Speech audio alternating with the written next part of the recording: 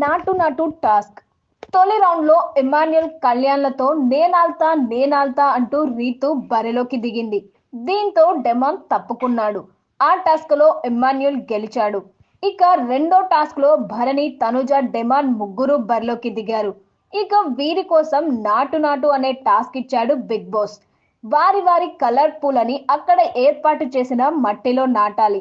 Buzzer మోగే సమయానికి ఎవరి పూలు ఎక్కువ ఉంటే వాళ్ళు విన్ అవుతారు. ఈ టాస్క్ కి కళ్యాణ్నే సంచాలకుగా పెట్టాలంటూ ముందుగానే తనుజ చెప్పేసింది. ఇది కూడా తనుజ స్ట్రాటజీలో ఒక భాగమే. ఇక టాస్క్ మొదలు కాగానే డీమాన్ తెలివిగా తన కలర్ పూలని మట్టిలో దూరంగా నాటాడు. ఇది చూసి ఏంట్రా డెకరేట్ చేసావా ఏంటి, మొత్తం నీవే పెట్టుకొని ఒక చోట పెట్టుకోమన్నారు, నిన్ను నీకు నచ్చినట్లు పెట్టుకోమన్నారా అంటూ గొడవ పడింది. ఎక్కడైనా పెట్టుకోవచ్చు అని సంచాలక్ చెప్పడంతో ఆపేసింది. ఇద్దరిని ఆపేసిన డిమాన్ ఇక తన పూలు పట్టుకొని భరణి, తనుజ పూలు పీకేస్తూ డిమాన్ గేమ్ స్టార్ట్ చేశాడు. ఇలా అయితే డిమాన్ ని ఆపలేమని భరణి, తనుజ ఒక్కటైపోయారు.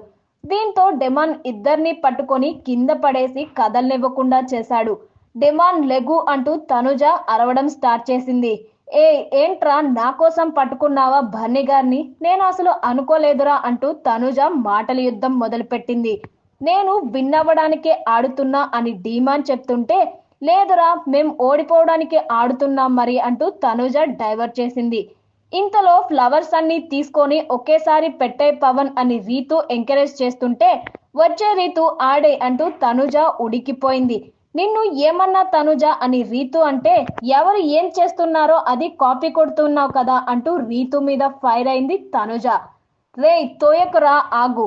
డిమాన్ తన ఫ్లవర్స్ పీకకుండా ఇద్దరిని ఆపడానికి ట్రై చేస్తుంటే, తోస్తావెందుకు ఊరికే అంటూ తనుజ నోరేసుకొని పడిపోయింది. అడ్డొస్తే ఏం చేస్తాం అని డీమాన్ అంటుంటే, అడ్డెక్కడొచ్చాను, ఇలా పెట్టుకుంటుంటే తోసేస్తే వాట్ ఈస్ దిస్ యూజ్, నువ్వొక్కడివే పెట్టుకుంటే బాగుంటుందా చెప్పు, రే ఇంత ఫిజికల్ గా ఆడకు అంటూ తనుజ అరుస్తూనే ఉంది. ఫిజికల్ అంటే ఏం చేయాలి మరి, మీరిద్దరూ కలిసి ఆడుతుంటే అని డిమాన్ అన్నాడు. మమ్మల్ని మూలకి లాక్కొని వెళ్ళమనలేదు, నీ ఫ్లవర్స్ ని కాపాడుకోమన్నారు అంటూ తనుజ చెప్పింది. ఇక డిమాన్ కి దొరకకుండా వాళ్ళ ఫ్లవర్స్ చేతిలో పట్టుకొని డిమాన్ పూలు మాత్రం ఇద్దరు